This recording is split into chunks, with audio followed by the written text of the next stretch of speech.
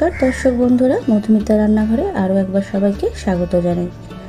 আজকে আমি আরেকটি নতুন রেসিপি নিয়ে চলে এসেছি, দুধ দিয়ে সেমাই। আমরা এই সেমাই সকলেই বাড়িতে নিজেদের মতো করে বানাই।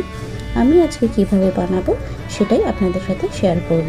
তাহলে দেখে নেওয়া যাক আজকের সেমাই রেসিপিটি।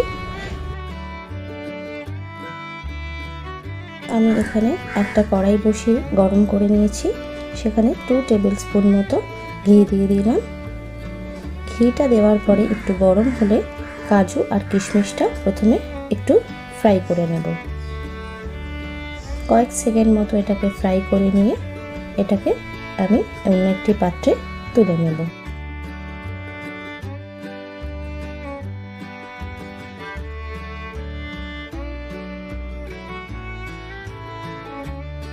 ঘিটা কমে আসলে আমি আরও 2 টেবিল স্পুন মতো ঘি এর মধ্যে অ্যাড করে দিলাম। ঘিটা একটু গরম হলে এখানে 400 গ্রাম মতো ভাজা সিমই আমি দিয়ে দিলাম। যেহেতু এটা ভাজা সিমই, আমি এটাকে ঘিয়ের সাথে 5 মিনিট মতো একটু ফ্রাই করে নেব।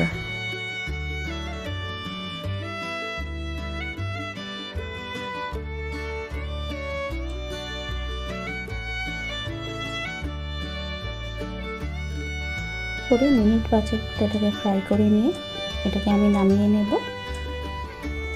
এরপর একটা অন্য কড়াইতে আমি 1 লিটার মতো দুধ নিয়ে নিয়েছি। যেহেতু এখানে আমি কাঁচা দুধই ব্যবহার করেছি, সেই জন্য এটাকে প্রথমে জাল দিয়ে নিতে হবে ভালো করে। এইভাবে করে আমি দুধটাকে খানিকক্ষণ নাড়াচাড়া করব। করে দুধটা ফুটে উঠলে এর মধ্যে আমি দিয়ে দিলাম কয়েকটা এলাচ আর একটা তেজপাতা। এরপর এটাকে আমি দুধের সাথে একটু মিশিয়ে নেব। এরপর যে ভাজা সিমইটা আমি রেখেছিলাম সেটা দিয়ে দিলাম এর মধ্যে। সিমইটা দেওয়ার পরে এটা কিছুক্ষণ আমি নাড়াচাড়া করে নেব। এই সিমইটা বেশিক্ষণ টাইম লাগবে না সিদ্ধ হতে, কারণ যেহেতু এটা প্রথম থেকেই ভাজা রয়েছে। এরপর দিয়ে দিলাম আমি কাজু আর কিশমিশ। কাজু আর কিশমিশটা দেওয়ার পরে আরও মিনিট 5 মতো এটাকে আমি নাড়াচাড়া করে নেব। এরপর এর মধ্যে আমি দিয়ে দিলাম বড় কাপের 1 কাপ চিনি। যদি আপনারা মিষ্টিটা বেশি পছন্দ করেন তাহলে একটু মিষ্টি বেশিও দিতে পারেন। ভালো করে আমি চিনিটাকে দুধের সাথে মিশিয়ে নেব। পর এর মধ্যে আমি দিয়ে দিলাম একটা নারকেলের অর্ধেকটা কুড়িয়ে রেখেছিলাম, সেই নারকেল কুড়োটা। এই দুধের সিমইয়ের মধ্যে নারকেল কুড়ো দিলে দুধের সিমইটা খেতে আরও বেশি ভালো লাগে। এরপর এর মধ্যে আমি লাস্টে দিয়ে দিলাম সামান্য ঘি। ঘিয়ের গন্ধটা আরও বেশি ভালো লাগে সিমইতে। সিমই আমার একদম রেডি হয়ে গেছে।